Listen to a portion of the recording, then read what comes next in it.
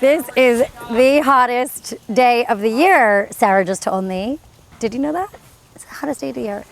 And we decided we would shoot our bee box, our brooding box edition today in the hottest day of the year, wearing our super suits, which is like super hot. That's what they should call them.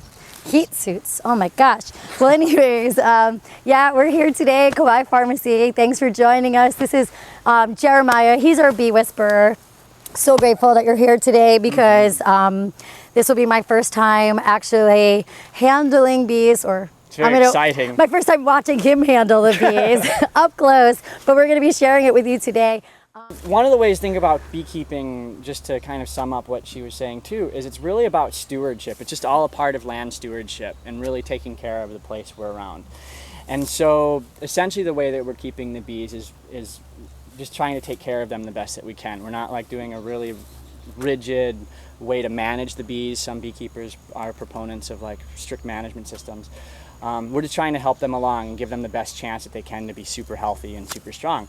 Right now that we have one brood chamber, it's one box that we believe that they've filled up. So we're going to do two things. One, we want to just check on them to make sure that there's not a bunch of hive beetles in there, which can be an issue on Hawaii.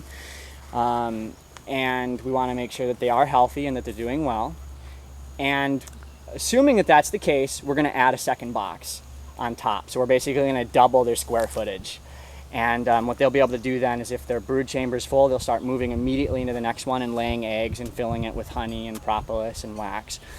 And so that'll become an expanded space for them. The hive will be able to get larger and stronger.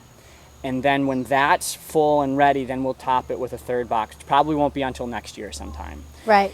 And then the top box would be what we would take honey from. And the lower two boxes is all for the bees. So we're just going to give them a larger storage space for themselves right now. Wonderful. Yes. And we're going to go ahead and take you over to our bee box garden over here and give you a little look at what we have going on here. Today, what we're going to be doing is we are going to be expanding our brood chamber to house, to make it a little more roomy and expansive for our bee colony since they're outgrowing this existing box right here.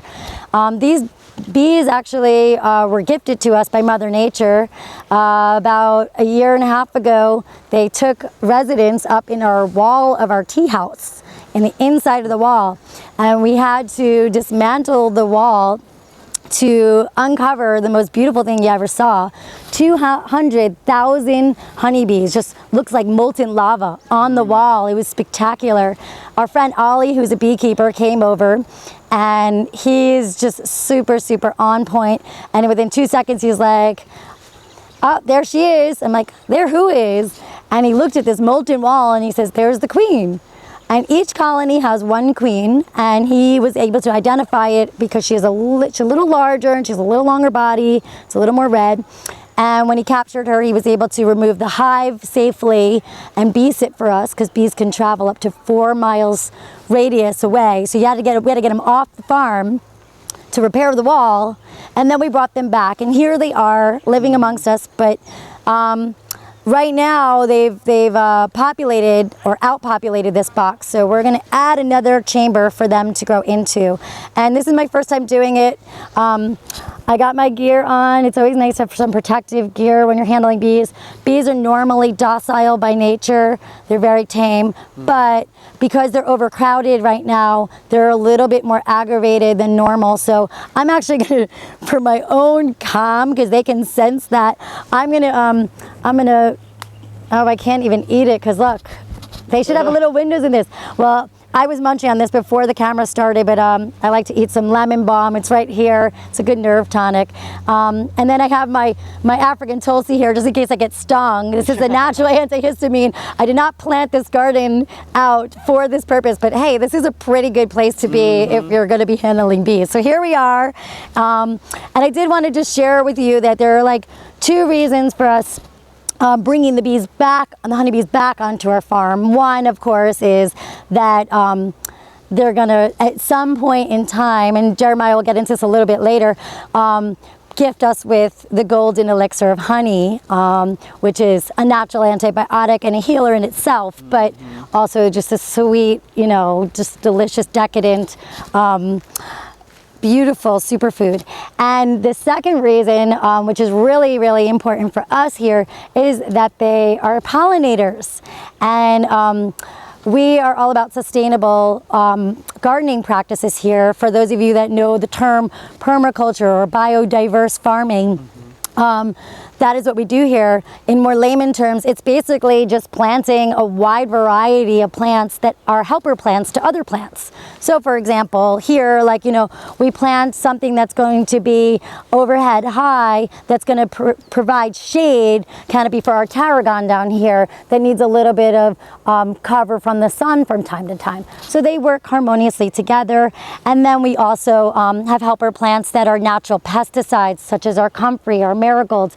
And those are really, really important in this type of gardening where we're doing what I like to call more organic, not organic or chemical free, but it's just more organic because the plants are doing what they're meant to do in nature in this diverse culture of plants. And so our bees are helping us to take the nectar from the flowers, and they're cross-pollinating all these amazing plants. And as you all know, one of our most profound plants here is the Tulsi, the holy Indian basil. We have probably about 20 different varieties and growing right now because of our beautiful honeybees. They're the ones making it happen. We're just taking the credit for it. But we're, you know, we really need to give the rightful credit to the bees because, you know, they've taken, you know, different varieties and now they're cross-pollinating and we're coming up with new varieties. Super powerful, beautiful, sweet, floral, airy Tulsi. And that's why our Tulsi tea that we have has so much depth because it has over 20 different varieties in it. That's a side note. Back to the bees. Today Jeremiah is going to be their helper and hopefully they're going to be most forgiving for us to come, and you don't ever really want to disturb a hive if you see an active hive. But in this case, we're going to check for hive beetles. We're going to make sure they have a healthy, nourishing environment, and then we are going to gift them with a penthouse suite. Yes. Yeah. Okay, well, let's do it. All right, I'm game. Tell me what you want me to do. So the big thing, let's just first talk about some of what we're going to use. What type of hives we're using right now is called a top-down hive. There's a number of different ways one can set up their bee boxes, but this is top-down, and it's called that largely because you have these trays that you can just lift up, so it goes top-down, right? And then one of the big things we're going to use, and we'll start off with, is getting our smoker going. And what we like to use here on Hawaii, because it works so well and is so flammable, is fibers from a coconut tree. These wrap around the fronds, and they're incredibly, once they're dried, they burn really easily and smoke really well. So we're going to use that, and we're going to light it. What smoke does is it tends to calm the bees down. They just kind of go into a more chill state, and it just makes it a little bit easier to work with, and they're less violent. So that's kind of what that's Can you for. smoke me down too before we go and open it so I'm calm too? Is that cool? Does it work for you? Does getting smoked? I'm just kidding. No, I stick to my lemon balm and lemon verbena. There you That'll go. keep me calm. So we're gonna get this going, and once we get the smoke, we'll smoke the entrance a little bit to get the smoke in the hive. We'll lift the lid, and if you would, Jen, I'll have you actually do the smoking. Okay. I'll lift the stuff. So I'll have you you'll smoke the front, and then when we lift the lid, I'll have you just spray the smoke down into the hive from the top. Okay. And then we'll start checking out and just making sure that it's healthy and there aren't hive beetle infestations and things like that. Sounds good. Okay. So just so I'm aware, you are never to go to the front of the hive because that disturbs them. You want to come from behind, correct? Yeah. Yep. Okay. You want to stay outside of essentially their flying zone, right? Okay. Just keep it kind of gentle right now so we don't blow out the smoldering. Okay. And then you can just step to the side here and just smoke just a little bit there. So come around to you don't have to come around to the front, but right near where the entrance is. Yep. So ideally we're going to try to get the smoke into the entrance, yeah? They don't look calm. Oh, there they go. Calming down, yeah, you see? Yeah. Okay. Hi, buddies. So if I can, I'm going to grab that from you for 1 second. Yeah, they're there. All right. Hey, Does it help if you talk to them? guys. Yeah, you know, I usually do. I think you should sing to them right now, Jeremiah. I'm just kidding. Ooh, child, things are gonna get easier. There we go. Ooh, child, things will be brighter. All right, so we're gonna pop this top off. Okay. Check out underneath. Oh. I do see there's a beetle right there. Did you see that or no? Yeah, there's a few of them. We have a couple of beetles in this hive. We needed to care for these guys. Oh. All right. I think I might have let this out. Did we run out of smoke? We ran out of smoke. This is not the time that we want to run out of smoke, do we, folks? All right. What are you doing in there? Well, let's see here. Let's make a... Sorry, guys. Feels hot. Here, hold on. Here, we'll just light it again. That's all right. Every now and again. So basically what's happening on those frames is, see how they're coming up my mask? What that essentially do is it mimics their honeycomb, and then they build up the wax. So bees are extraordinary creatures. They do everything from take nectar and pollen, use their saliva and make honey. They also use their glands to produce wax. So we're going to be using, when this colony eventually grows and grows and grows, as most of you know, we don't let anything go to waste here. So in the past, what we've done is we made salves out of the wax and our herbs, and it's such a happy marriage. And the honey that we'll get from this will also be very complementary to our teas. So the bees are just wonderful, and for those of you that don't know, it's really important that we take care of our bees, that we really do make sure that they keep populating and populating, because there are so many different things like the hive beetle we got to protect against, so that they do not overtake our colony here. And a lot of the reason is because about 1/3 of the crop that we eat is, I'm just gonna stay still because there's a bee that's saying, hey, you're too close to the hive, so I'm gonna back up and give that guy some space. All right, here we go. Smoke you down a little bit. Thank you, honey. And about 1/3 of the crop that we eat, in the United States at least, I know that, and I think in the world, it comes from bee pollinated plants. Very, very important. There. Right now I'm just checking to see where the honey level at, how much they've capped off. What they'll do is they'll fill the cells of wax with honey and lay eggs, and then they'll cap off so that the honey or the eggs don't fall out, right? We've got little balls right there on his leg, and that's the actual pollen from the flowers that they'll use. Again, I'm happy to see that there aren't any hive beetles, which is very... Really good for bee stings. Just so everybody's aware, our camera woman, she's brave, and she got stung just a moment ago. Sarah, Tulsi is a natural antihistamine. She could chew a little bit up, put it in her mouth, and make a little small poultice. It'll take the sting right out, and then some self-heal. Plantain will self-heal. Hey guys, self-heal and plantain will draw the venom out. But I just want to share with everybody out there, because don't be afraid of bee stings. Bee stings, obviously there's some people that are allergic to bee stings. Oh my God, they're all over me right now. This is wicked. All right, we're gonna put this box on Bee here. stings are packed with a venom that, if in small quantities, is actually very healing for a lot of people. And here we go. We're going to start to put our let me walk over the tarragon here without... And I'm sliding it. I could just place... They're not liking that I'm on this side over here, but... I'm sliding it slowly. The big thing is we're trying to be gentle, because pulling out the racks and setting them back in, it's really easy for the bees to get squished.